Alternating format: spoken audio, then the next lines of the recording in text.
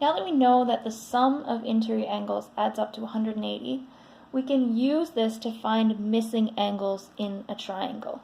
So let's say I say find missing angle X.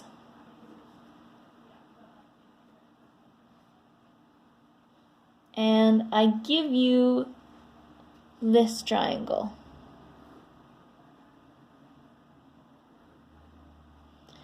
And tell you this is 90 degrees, it's a little square, this is 30 degrees, and this is angle X. We know that total, these three angles have to add up to 180.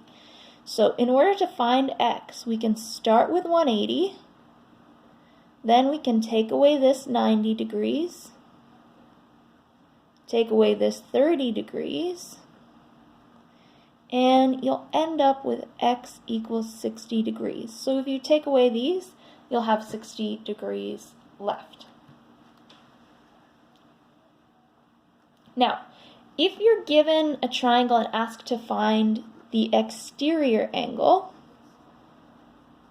there is another rule that we use. So let's say I draw just any old triangle like this, but I extend one of the sides outside or exterior to the triangle. If I give you this angle here, let's say it's 45,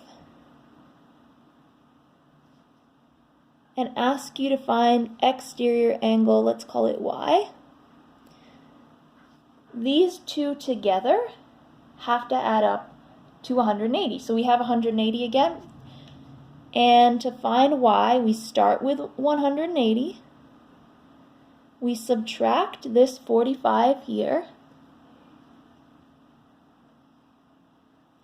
And what you'll get at the end is 135 degrees.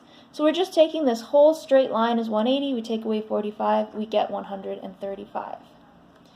Now, there's one more rule that you need to know about exterior angles.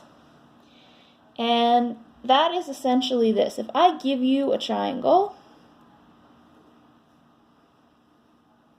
let's say like this, if this is A, and this is B, then the exterior angle of the third angle, this one here, has to equal A plus B. So if you give two angles, then when you add them together, you'll get the exterior angle of the third angle. Let's do an example. So suppose I give you